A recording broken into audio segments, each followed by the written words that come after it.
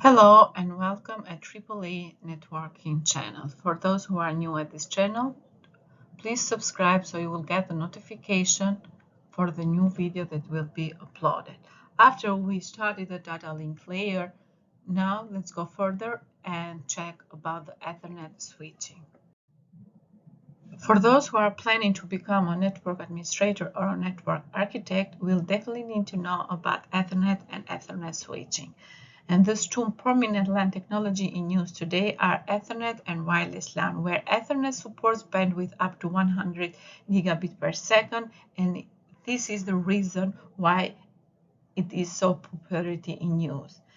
And in this module, we will explain Ethernet frames and also we'll view network device MAC addresses. Depending on that, we will explain how Ethernet operates in a switched network, and the topics that we will discuss will be Ethernet frames, where we'll explain how the Ethernet sublayers are related to the frame fields. We will describe the Ethernet MAC addresses. We will also explain how a switch builds its MAC addresses table and forward frames, and we will be focused even in the description at the switch forwarding methods and port setting available on layer 2 switch ports.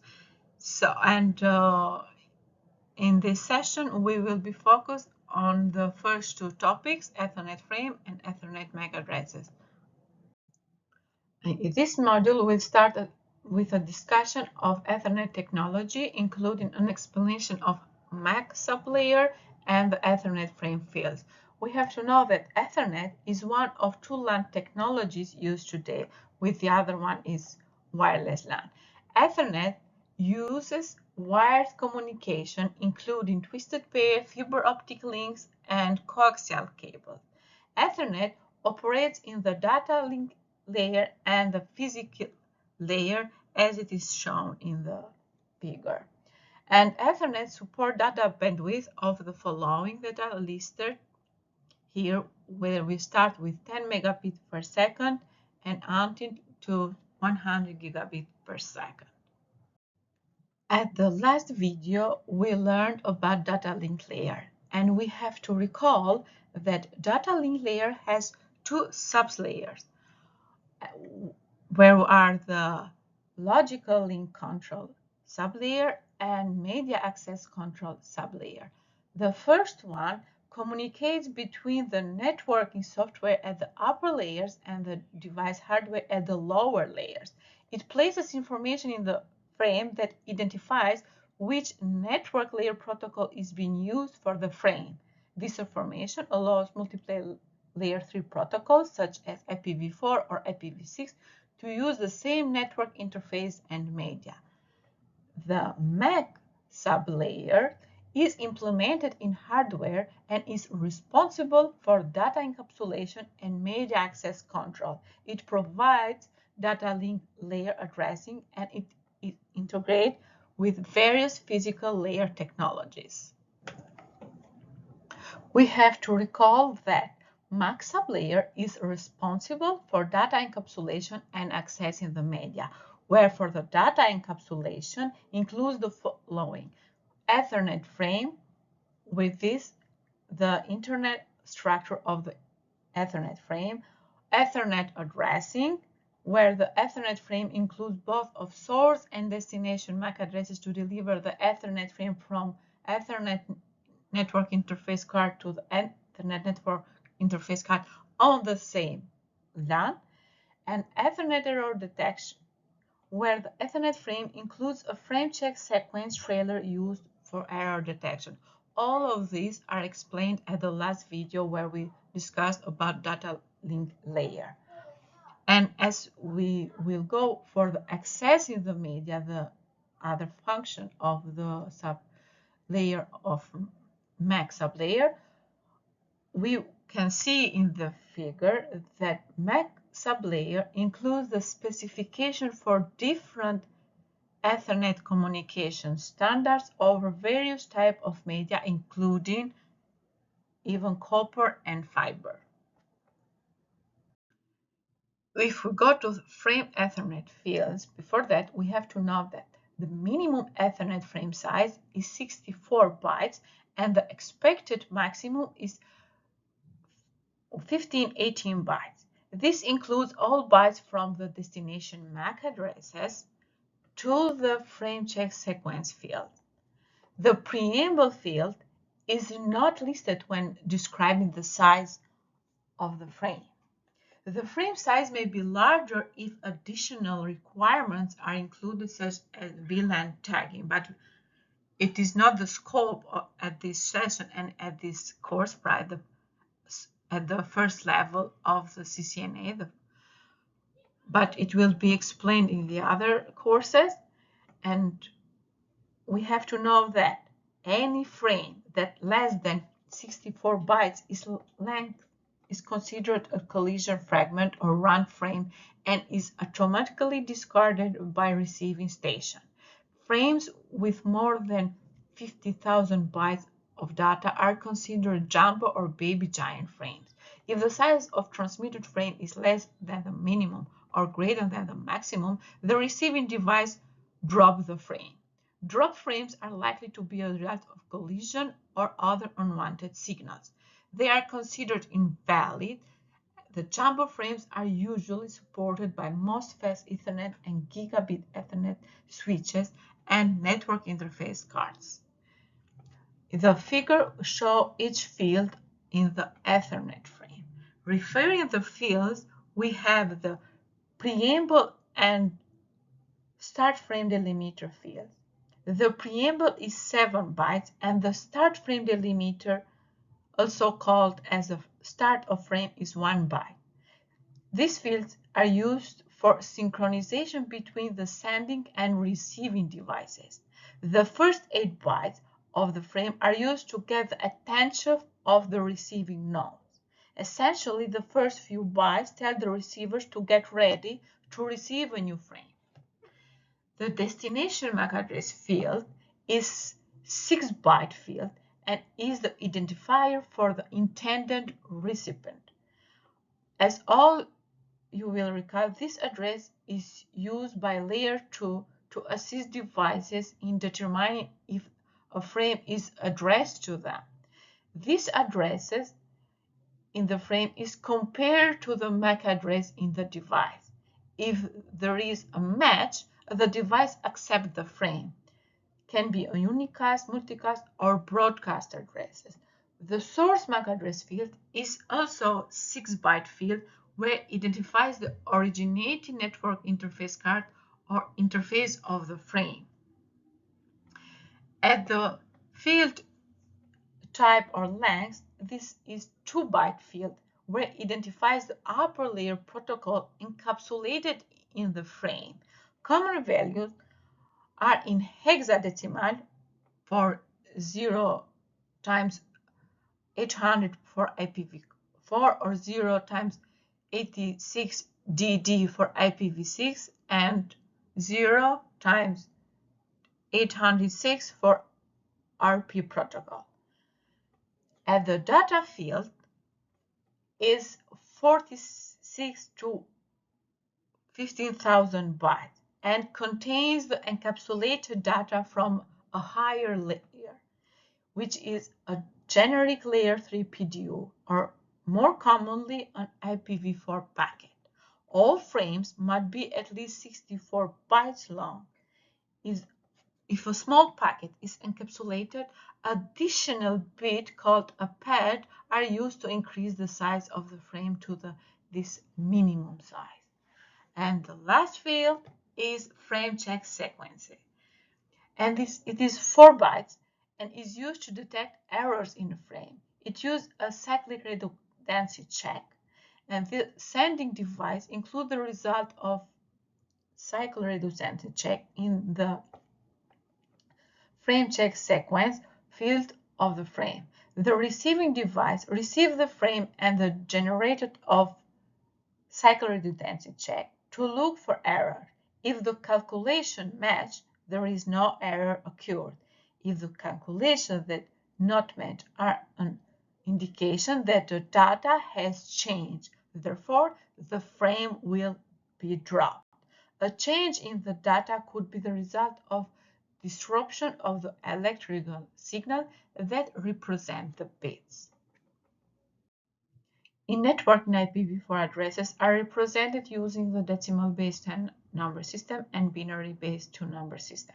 IPv6 addresses and Ethernet addresses are represented using the hexadecimal-based 16-number system. To understand hexadecimal number system, you first must be familiar with binary and decimal number system. If you go through the channel, you will find a video about the number system where I explain the 3-number system as base 2-number system, base 10-number systems, and base 16. We have to know that the hexadecimal number system, we have to recall that, uses the number 0 to 9 and the letters A to F. An Ethernet MAC addresses consist of 48-bit binary value. Hexadecimal is used to identify an Ethernet addresses because a single hexadecimal digit represents 4 binary bits. Therefore, a 48 Ethernet MAC addresses can be represented only 12 hexadecimal values. In the figure, it compares the equivalent decimal and hexadecimal view for binary from 4 zeros to 4 ones. Given that 8-bit or 1 byte is a common binary grouping, binary from 8 zeros to 8 ones can be represented in hexadecimal as the range from 00 to FF, as it is shown in the figure. So, at the first one, it explains the decimal and binary equivalent of from 0 to F in hexadecimal, and at the second one, it explains 1 byte at the decimal format, binary format, and at the hexadecimal format. In an Ethernet LAN, every network device is connected to the same shared media. The MAC addresses is used to identify the physical source and the destination device on the local network segment. MAC addressing provides a method for device identification at the data link layer of the OSI model. An Ethernet MAC address is 48 bits and expressed in a 12 hexadecimal digit, as it is shown here. Because a byte equals 8 bits, we can also say that MAC addresses is 6 bytes. All MAC addresses must be unique to the Ethernet device or Ethernet interface. To ensure this, all vendors that sell Ethernet devices must register with the standard to obtain a unique 6 hexadecimal code called the organizationally unique identifier. When a vendor assigns a MAC address to a device or Ethernet interface, the vendors must do also the follows. We have to use its assigned organizationally unique identifier at the first 6 hexadecimal digits and assign a unique value in the last 6 hexadecimal digits. Therefore, an Ethernet MAC addresses of a 6 hexadecimal vendor organization unique identifier code is followed by a 6 hexadecimal vendor assigned value as it is shown in the figure. It is the responsibility of the vendors to ensure that none of its devices be assigned the same MAC addresses. However, if it is possible for duplicate MAC addresses to exist because of mistakes made during manufacturing, mistakes made in some virtual machine implementation methods, or modification made using one of several software tools. In any case, it will be necessary to modify the MAC addresses with a new network interface card or make modification via software. MAC addresses are referred even as a burned-in addresses because the address is hard-copied into read-only memory on the network interface card. This means that the address is encoded into read-only memory chip permanently.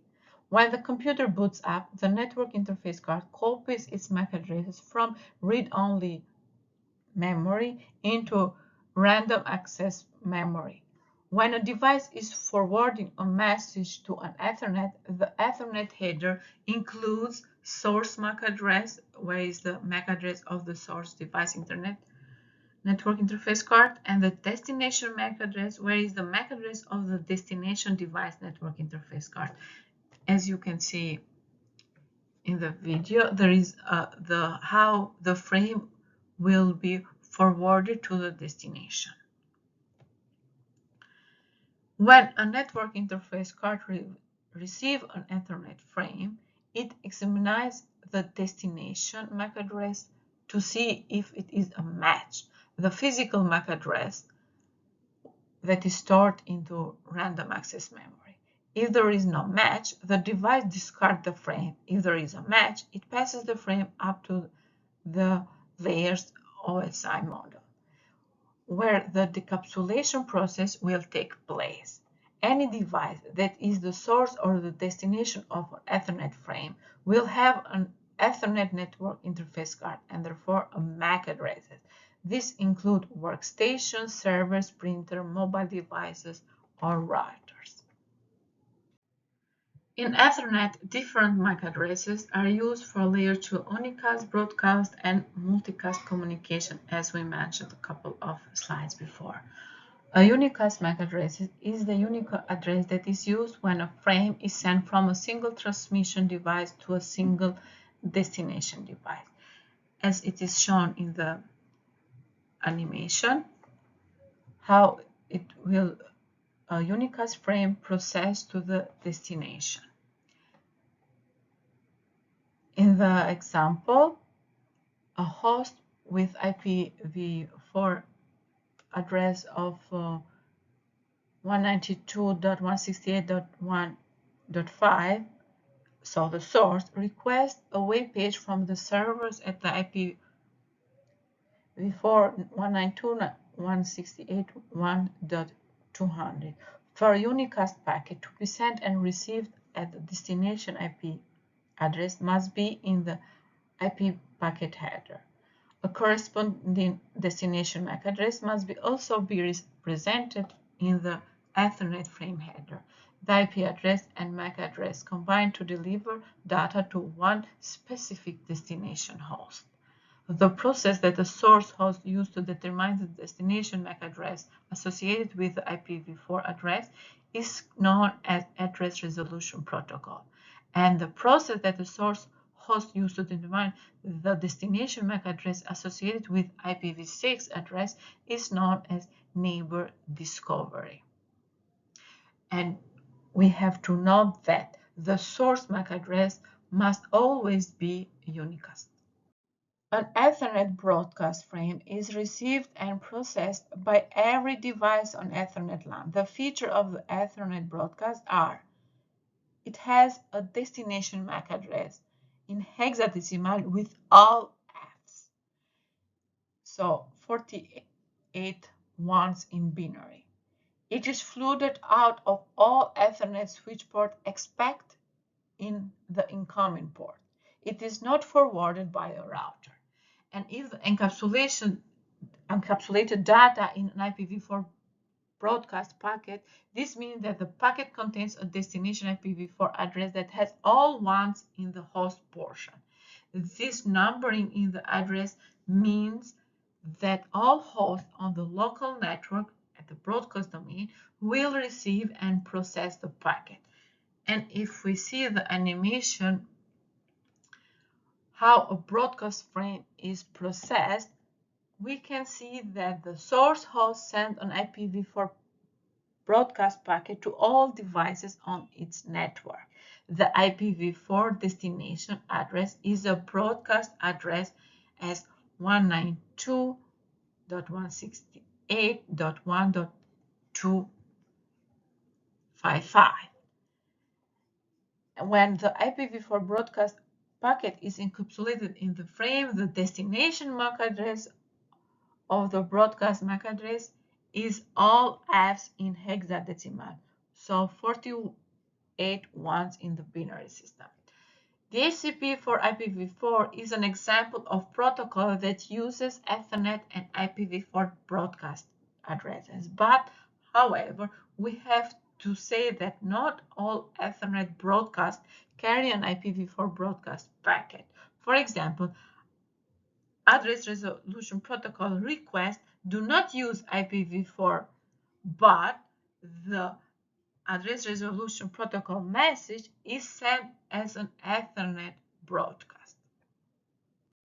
An Ethernet multicast frame is received and processed by a group of devices on the Ethernet LAN that belongs to the same multicast group. The feature of an Ethernet multicast are that there is a destination MAC address of 01055E when the encapsulated data is an IPv4 multicast packet, and a destination MAC address of 3333 when the encapsulated data is an IPv6 multicast address. There are other received multicast destination MAC addresses for when the encapsulated data is not IP, such as spanning tree protocol and link layer discovery protocol.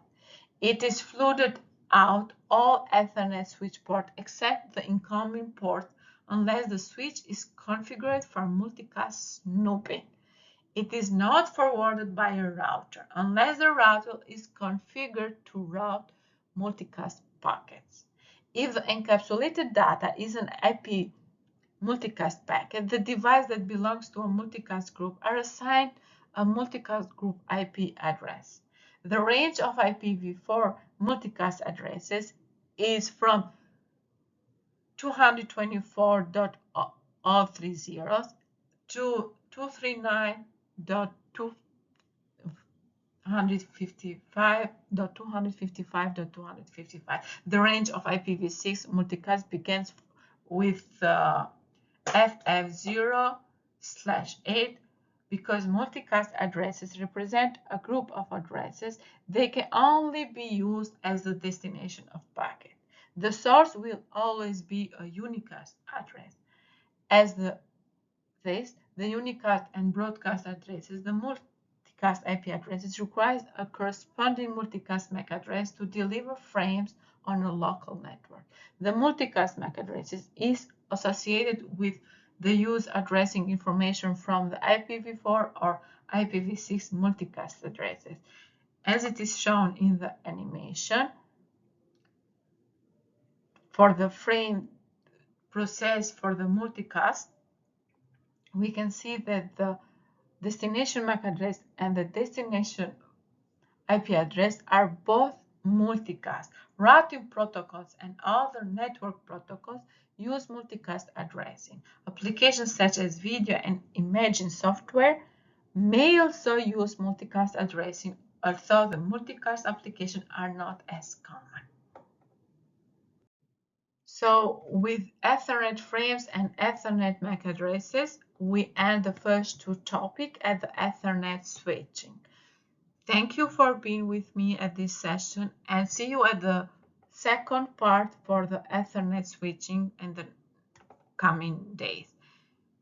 Thank you and have a good day.